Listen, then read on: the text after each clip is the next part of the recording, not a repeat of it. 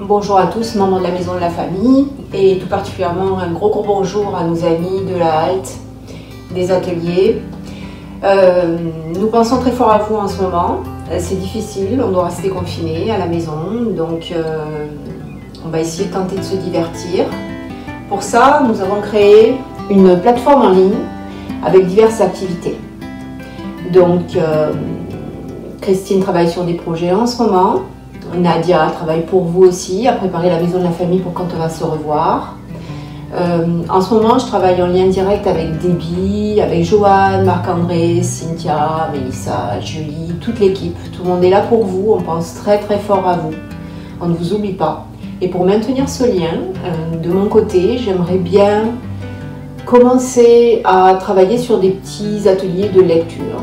Donc je vais vous faire des petites lectures comme ça, une fois par semaine. Il y aura 3 livres à chaque fois. Ce sera un pour chaque tranche d'âge. Et après ça, il y aura aussi des petites fiches de bricolage qui seront mises en ligne et certainement également des petites fiches de recettes. Ça nous permet de garder notre petit lien. Comme ça, quand on va se revoir, c'est comme si on ne se sera jamais quitté.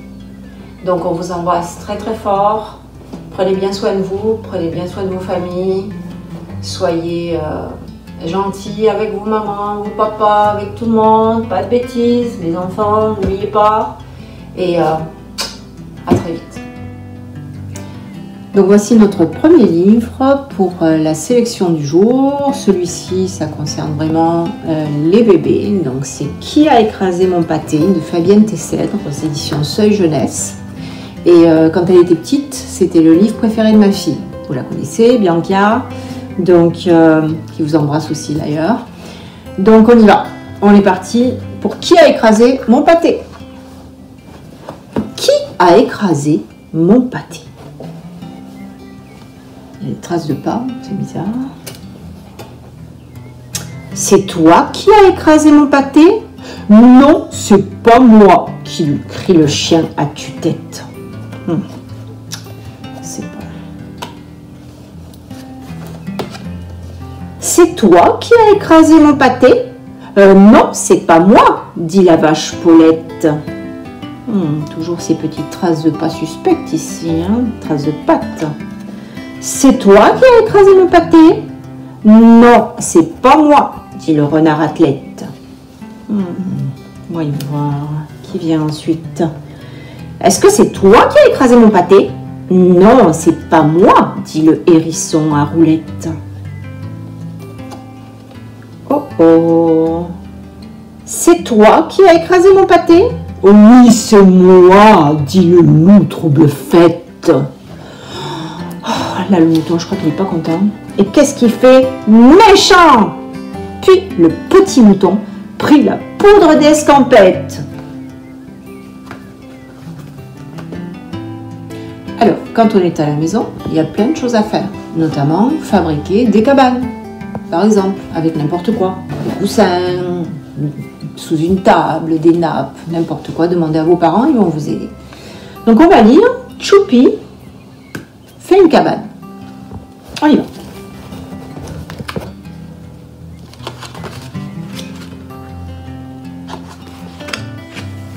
Maman, tu viens jouer avec moi?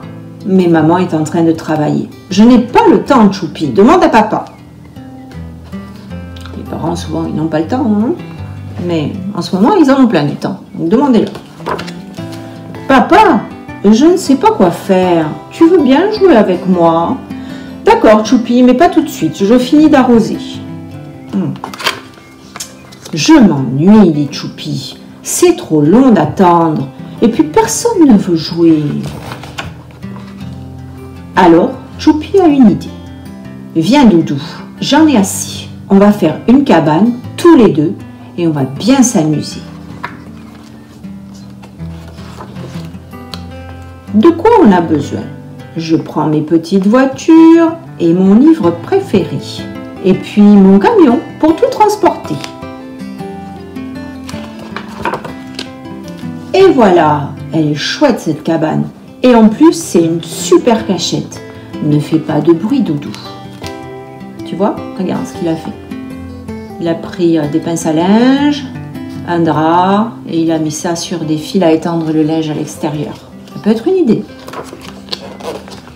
Doudou, toi tu te mets là. Je vais raconter une histoire, rien que pour toi. Et Choupi parle tout bas pour qu'on ne l'entende pas. Papa et maman cherchent Choupi partout. Choupi, où es-tu passé? C'est l'heure du goûter. Tout à coup, le vent soulève le drap. « Ouh là là !» s'écrie Choupi, « la cabane s'envole, je vais mettre un caillou dessus. »« Ah, te voilà Choupi, tu t'étais bien caché. » Donc tu vois, Choupi prend des cailloux et il met les cailloux sur le drap, comme ça, malgré le vent, le drap ne s'envole pas. « C'est notre maison à Doudou et à moi. Tu nous invites pour le goûter ?» demandent papa et maman. Donc le goûter, c'est la collation, les enfants. N'oubliez pas, on peut dire aussi goûter. Et voilà, on a terminé. Donc là, on a toutes nos petites images de Choupi et plein d'autres Choupi qu'on va pouvoir lire plus tard. Le troisième livre s'adresse aux plus grands d'entre vous.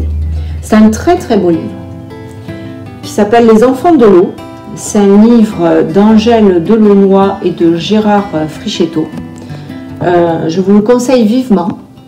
C'est sûr que c'est peut-être un peu compliqué pour les plus petits d'entre vous, mais les illustrations sont magnifiques et puis c'est vraiment très très poétique, très beau et ça a beaucoup de sens, surtout dans le monde dans lequel on vit aujourd'hui. C'est très intéressant, je vous le conseille vivement. On y va. Les enfants de l'eau. La planète Terre.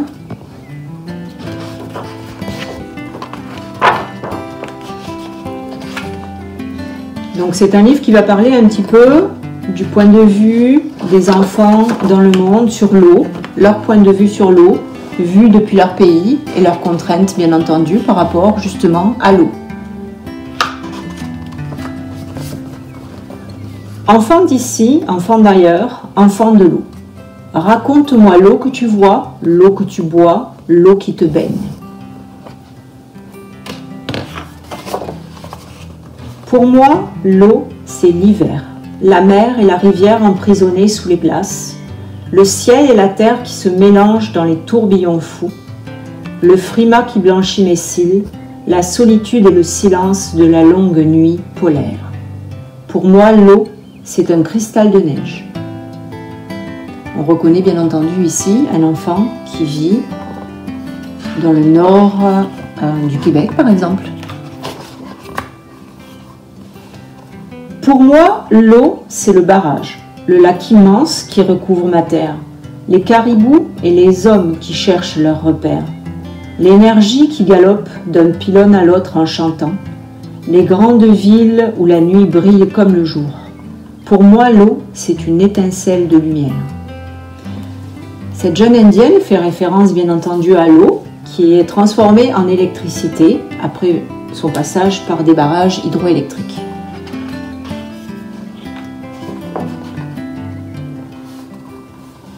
Pour moi, l'eau, c'est l'océan, les vagues grises qui s'échouent sur la plage, l'air humide où flottent les goélands, le bateau de mon père qui s'éloigne à l'horizon, les cales chargées de poissons lorsqu'il revient au port. Pour moi, l'eau, c'est une étoile de mer. Donc là, c'est un petit enfant qui pourrait très bien vivre, par exemple, aux îles de la Madeleine, dont le papa est pêcheur. L'eau, évidemment, c'est l'eau de l'océan et elle est essentielle pour que le papa puisse travailler, pêcher, ramener du poisson, le vendre, gagner sa vie.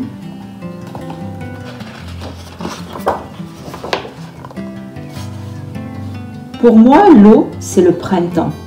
Les averses qui lavent les toits gris de ma ville, l'asphalte brillant des rues où se mirent les lumières, les parapluies multicolores qui fleurissent les trottoirs, le glouglou joyeux d'une fontaine. Pour moi, l'eau, c'est une fleur qui s'ouvre. Donc l'eau, évidemment, dans les grandes villes, quand il pleut, avec les jolies fleurs sur le balcon, et tous ces petits parapluies qui rappellent aussi comme des petites fleurs et qui aident à se protéger de la pluie. Pour moi, l'eau, c'est l'évidence. Le robinet que j'ouvre sans y penser, la baignoire qui se remplit de bulles, le tourniquet qui verdit la pelouse, le lac qui nous rassemble pour les jeux de vacances.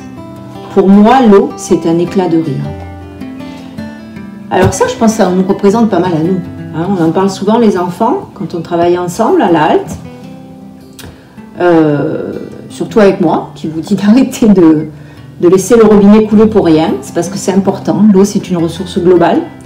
Nous avons la chance d'en avoir beaucoup, d'autres n'en ont pas. Donc, on doit faire attention. Ici, on n'a pas à y penser. Comme c'est écrit dans le texte, le robinet que j'ouvre sans y penser, la baignoire qui se remplit de bulles. Je me baigne dans des lacs, j'ai des tourniquets pour arroser mes pelouses. Pour nous, l'eau, c'est à volonté. Mais c'est pas pour ça qu'on ne doit pas faire attention.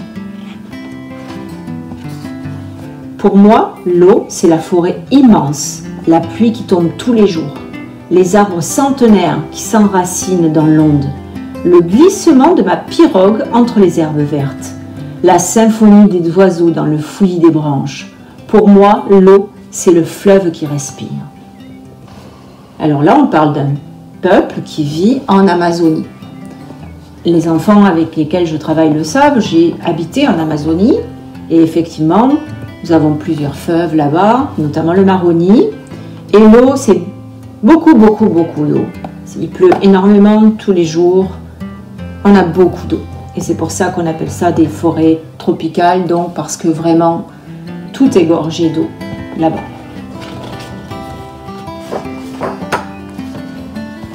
Pour moi, l'eau, c'est la montagne. Les sentiers escarpés qui se perdent dans la brume.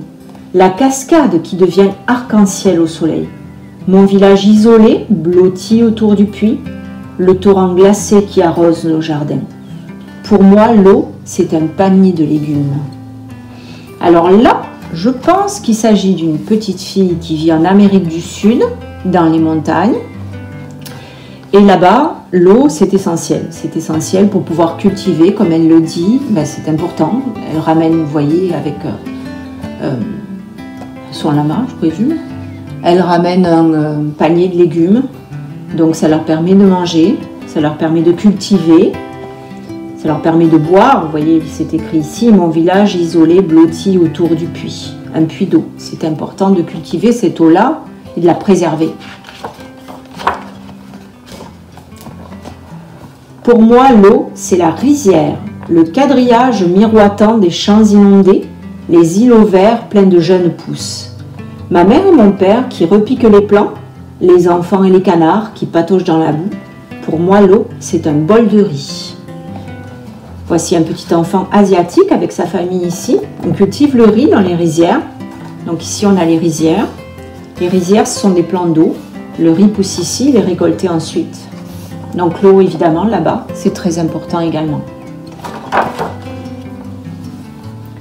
Pour moi, l'eau, c'est une longue histoire. La terre de mon grand-père gagnée sur le désert, le serpent de plastique qui coule goutte à goutte, les dunes transformées en jardin, le feuillage murmurant des vieux arbres fruitiers.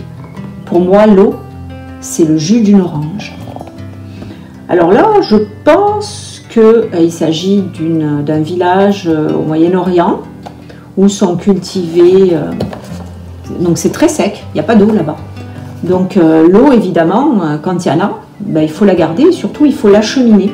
Donc on l'achemine avec ces tuyaux-là, ces conduits qui permettent d'irriguer les champs, les orangeraies ici, les champs d'oranges, de les cultiver, puis de les vendre et de les exporter. Et c'est un peu les oranges que vous allez retrouver au supermarché ici quand vous allez en chercher.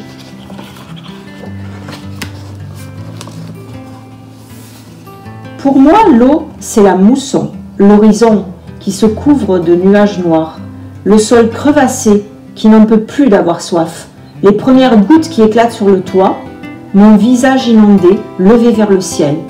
Pour moi, l'eau, c'est la terre qui boit. Alors là, c'est un peuple d'Inde qui vit des périodes de sécheresse et a ensuite des périodes de mousson où il y a beaucoup d'eau. Et quand l'eau commence à tomber, alors des fois c'est grave parce que ça crée des inondations, mais en tout cas très souvent ça permet à la terre donc de boire, comme dit le petit garçon, et de se gorger d'eau puisque c'est des périodes avant la pluie qui ont été très sèches.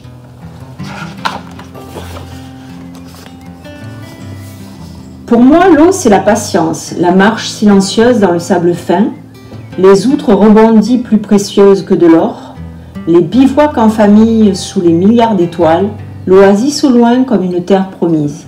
Pour moi, l'eau, c'est un thé à la menthe. Voici un petit enfant qui vit dans le désert. C'est le thé à la menthe. Pourquoi ? Parce que d'abord, il faut de l'eau pour faire du thé. Ensuite, ce sont des peuples qui boivent beaucoup de thé à la menthe. C'est très rafraîchissant et très désaltérant, même si c'est chaud. Et ça permet justement de se désaltérer dans un pays qui est déjà très très sec, puisqu'il s'agit du désert. Ici, vous voyez, le petit enfant, il porte une gourde. C'est dans cette gourde qu'on met l'eau et qu'on la garde très très précieusement.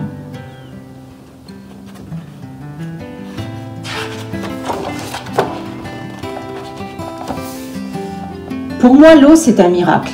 Mon village abandonné, grillé par le soleil, la marche interminable sur les pistes brûlantes, l'ombre de la tente où nous pouvons enfin dormir, le camion-citerne qui nous maintient en vie. Pour moi, l'eau, c'est une main tendue. Un peuple dans un village désertique qui n'a pas d'eau du tout. Donc l'eau est acheminée par des convois dans des camions-citernes. On les verse ici dans des petites cuves, on la récupère et on la garde très précieusement pour la boire dans sa tente qui aide ces peuples-là à se protéger du gros soleil qui les accable.